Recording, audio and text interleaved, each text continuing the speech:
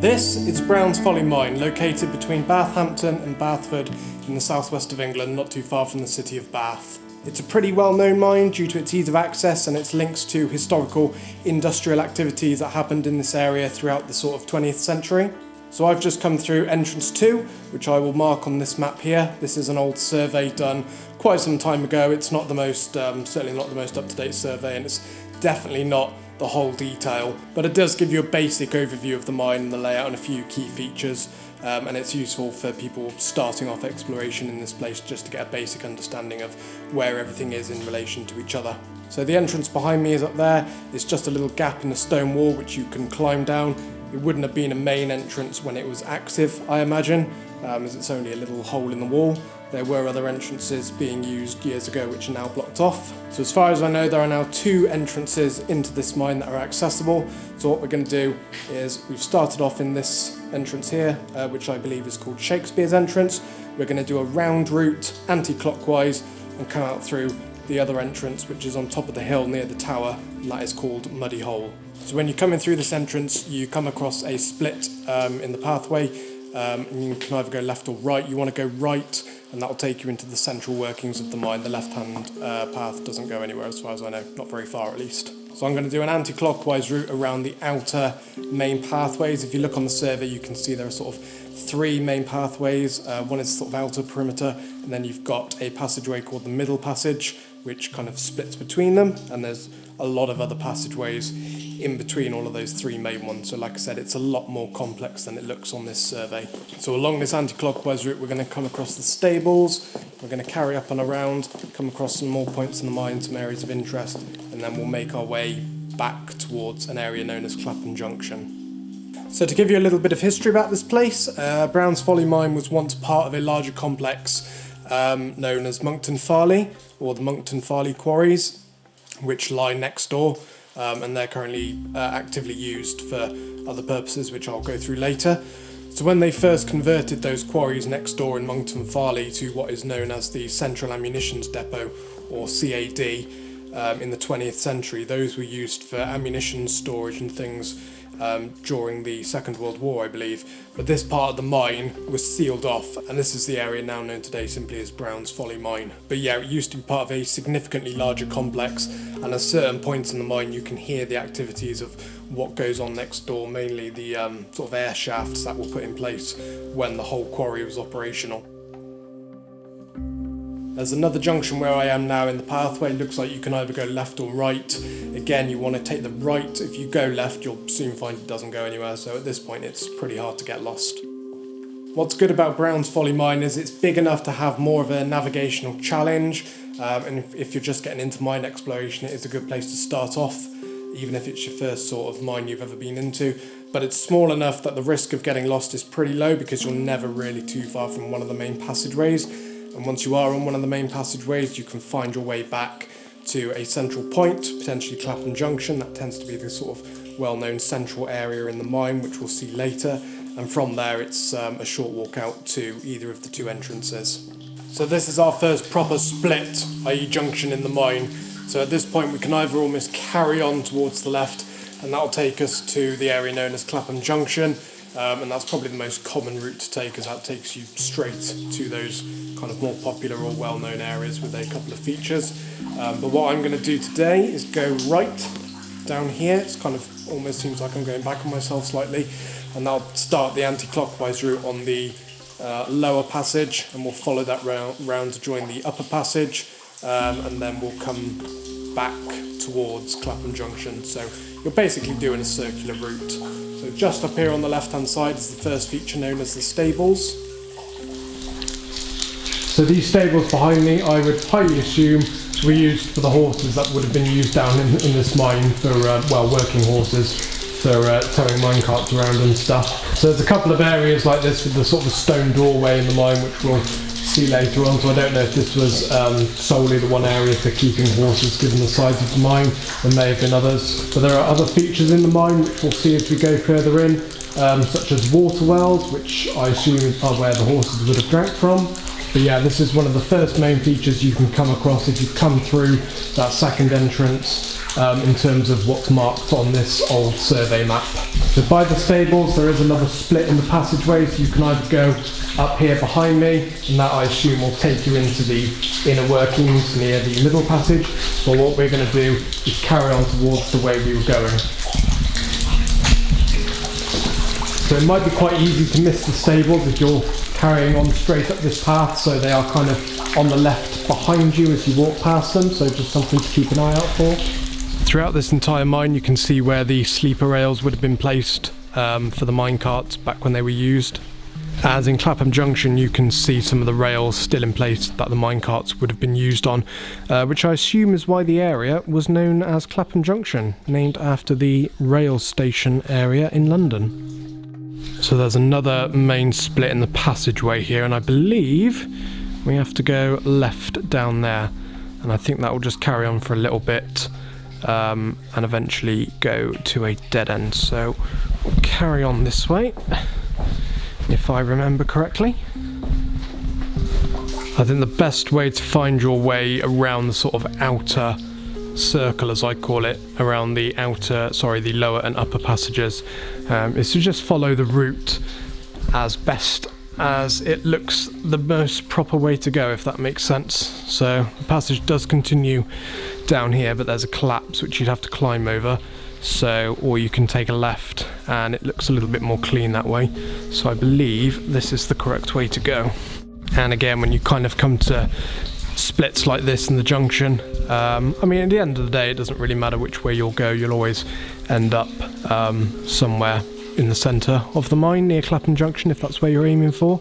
But for the outer route, I think I want to go this way, and I'll know I've gone the right way because eventually I will be able to hear the fans of the air shafts of the activities next door. I have done this mine several times by now. This is probably maybe my 9th or 10th time in here, but I'm still not 100% familiar with all the passageways. I think I know that the main route's just about the areas to get to Clapton Junction, for example, and where all the key features are, like the stables and the steel door. There's lots of small little passageways that kind of branch off from the main ones, so it's all those little smaller ones where I'm not 100% familiar yet. So we've got another T-junction here, and I know I'm in the right spot as where I want to be going because I recognise that little dangly piece of wood on that piece of wire, and I'm pretty sure it's to the right from here, but we'll carry on and find out. As you walk along you'll find plenty of arrows either on the floor or on the walls, pointing in various directions. Emphasis on the word various there, so unfortunately they're not always particularly useful. Got another junction here, and I'm pretty sure my route when I was last in here was always taking a right hand turn, so we'll carry on with that methodology and see where we end up. Another junction, although I'm inclined to go left here as I think that is the main passageway. Looks like those passages just join up back here together anyway, so that's not so bad. So I'm pretty deep in the workings at this point, but I can just about hear in the background the fans whirring, which I assume are connected to an air shaft, which would have been used previously but are still connected to whatever's happening next door.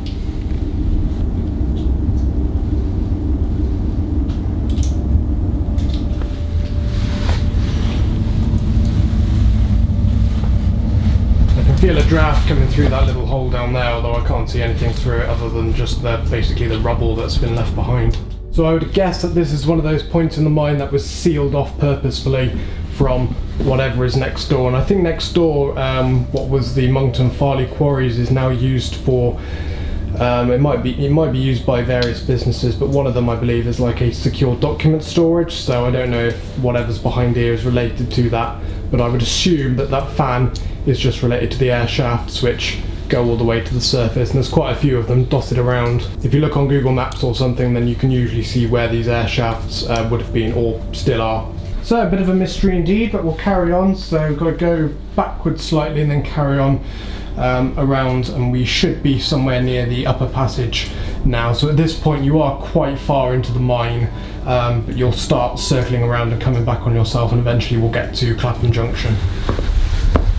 So you can follow the white arrow on this occasion, and you just got to go to a little bit of a low section, and then you'll rejoin one of the main passageways down here.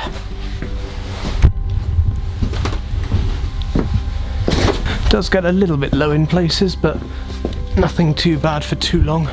Right, we've got another T-junction, so I believe it's this way, taking a right again.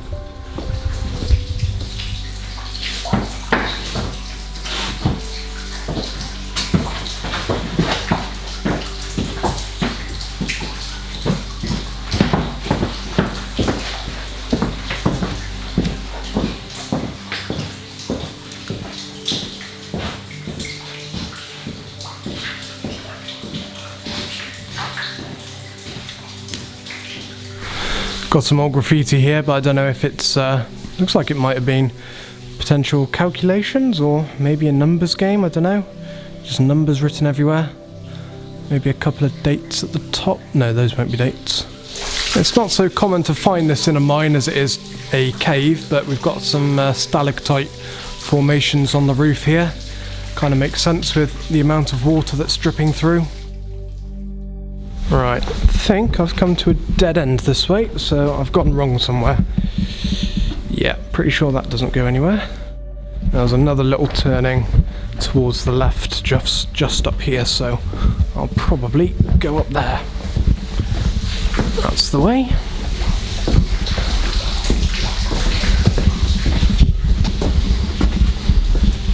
Ah yeah, I remember this bit. Slightly steep slope down back to the main passage.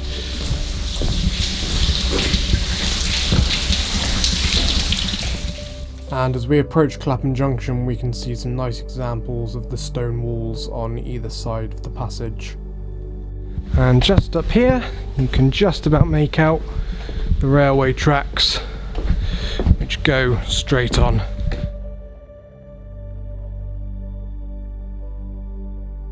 So this is Clapton Junction, and it's probably one of the best known areas in the mine as it's close to the entrances, and it makes a good point for sort of navigating and finding your way around. So named, I assume, like I said earlier, because of the rail lines that go from either end of the chamber. And from this point in the mine you can take three main routes. You can either go this way back towards Muddy Hole and back towards the sort of lower passages. You can go that way, which is the way we've just come from, and that'll take you up to the upper passages and round to the inner workings of the mine that way. And there's also a branch off this way which you can take to go and find features such as the well. So the path onward that way will take you towards Muddy Hole, and you can carry on around to go towards the steel door and eventually back round to the entrance we came through earlier. That way is the way we came, so what we're going to do is carry on this way, and this is where you will find a variety of wells, including the big one, which is probably the most photographed area in the mine, along with Clapton Junction where we are now.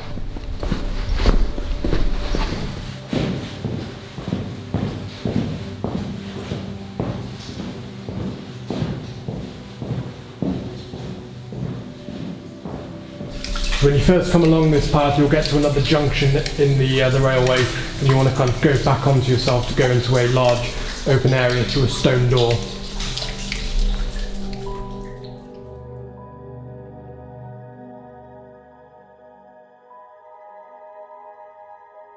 Eventually you'll come to another set of railway tracks, so you just want to follow these straight on, and eventually you'll branch off to the left to find the well.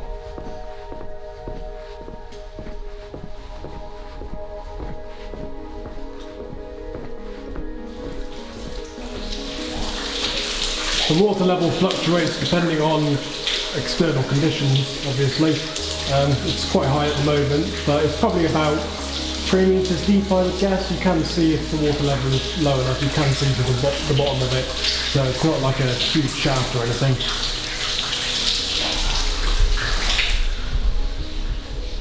So the whole area around here is described on the old survey as a complex network of backfill passages, so you can carry on down here behind me and follow the railway track, and it does branch off into other areas of the mine, and eventually it'll just all kind of circle back around to where I am now. Just coming back slightly towards the passage we came out of earlier when we finished the circular route. I've gone back on myself slightly, but just to come and find the 3 wells. Another small little landmark, but just an example of a couple of the ones you can find in the mine. So I'm back at Clapton Junction again, and the way on behind me is the way out you would take to go out of the muddy hole entrance, which is where we'll go now.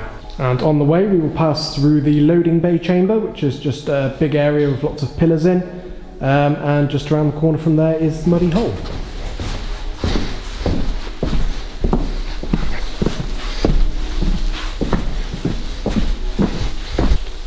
So this area here is known as the loading bay chamber, or as I like to sometimes call it, big pillar chamber. I assume it would have originally connected to Clapham Junction. That would have made sense if they were loading stuff in here and you've got the rails in Clapham Junction, so I imagine the rail lines would have originally have connected through, so I don't know if they've just walled it up since leaving or whatever, I don't know.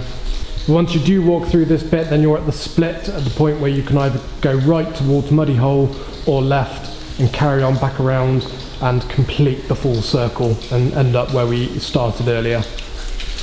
So this is the split, and if you go left it will take you eventually back round to the point where we started earlier, where we turned right to go towards the stables and follow the lower passage. It's also the way to take if you want to get to the steel door, which I'm going to cover in another video. So for now we're going to take the right hand passage, and Muddy Hole, which is the other entrance to this mine, is just around the corner. So we are going to take the right hand path out towards Muddy Hole.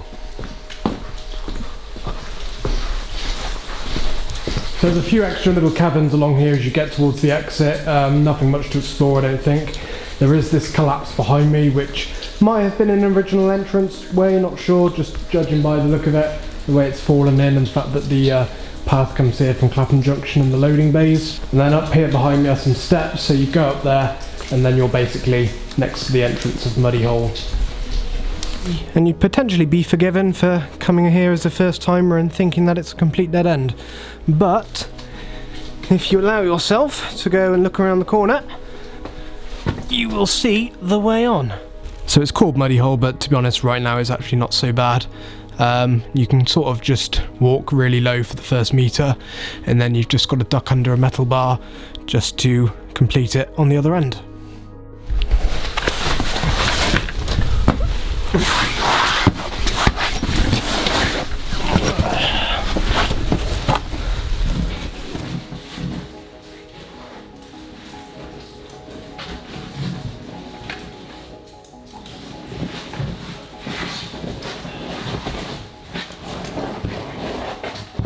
And that is your last little challenge before you come out into this entrance chamber, and you can walk straight back up to the surface.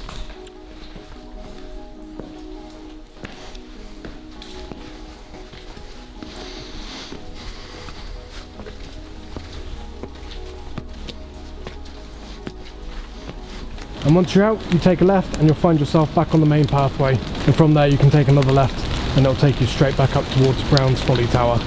Well, being the middle of winter, it's night time for me now, so not going to show you much on the way out, so I'll leave it there. Thank you for joining me. I'll see you next time.